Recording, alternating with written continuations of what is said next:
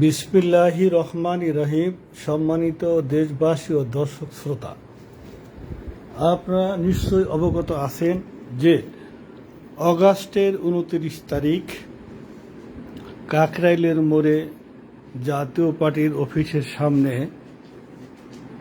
বাংলাদেশের উদীয়মান নেতা ডাকসুর প্রাক্তন ভিপি এবং বৈষম্য বিরোধী ছাত্র আন্দোলনের একজন সংগঠক এবং কোটা আন্দোলনের রূপকার ভিপি নুরুল হক নুরু, তার উপরে যে অতর্কিত হামলা হয়, বাস্তবে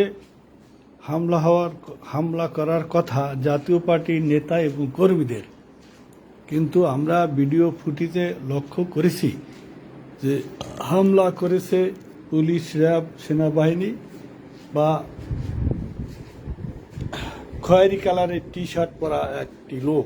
খয়েরি কালারের টি শার্ট পরা যে লোকটা, সে নুরুর উপরে অনেক হামলা করেছে, নুরুকে কিল ঘুষি দিয়েছে, নুরুর চোখের নিচে ঘুষি দিয়েছে, নুরুর মাথা ফাটিয়েছে।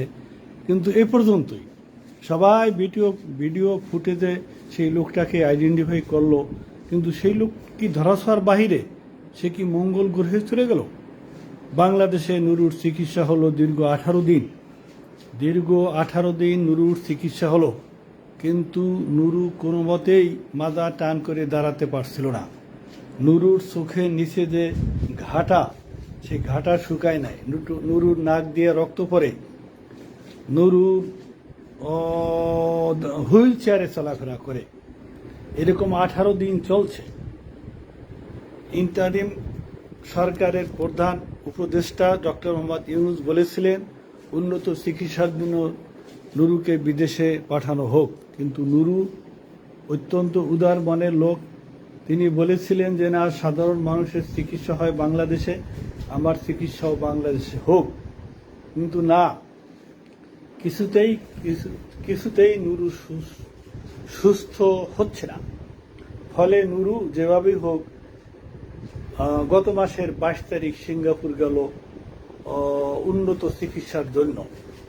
সেটা কিভাবে গেল ওইটা আমার প্রশ্ন না। নিজের উদ্যোগে গেল না, সাংগঠনিক উদ্যোগে গেল না, দেশ খরচ বহন করলো না, জাতীয় পার্টি বহন করলো, এটা আমার জানার বিষয় না যদিও।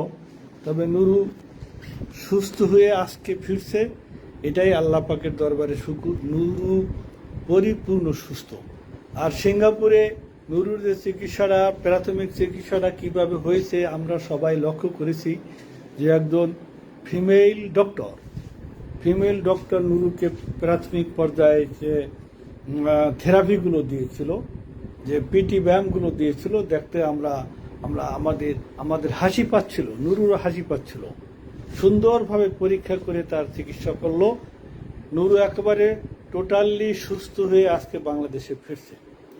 এখন কথা হলো যে আমরা উন্নত বিশ্ব দাবি করি, মধ্যম আয়ের দেশ দাবি করি, আমরা ডিজিটাল বাংলাদেশ দাবি করি, আমাদের চিকিৎসা ব্যবস্থাটা কোথায়?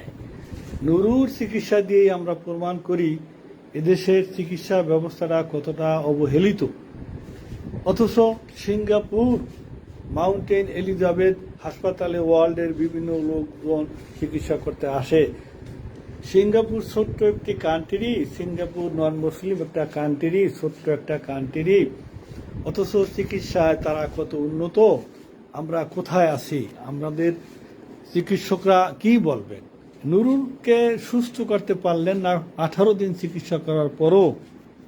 বিষয়টি আমাদেরকে ভেবে তুলবে আশা করি আমাদের চিকিৎসা ব্যবস্থা, সরকার শিক্ষা এবং চিকিৎসা খাতে যথেষ্ট বরাদ্দ রাখেন।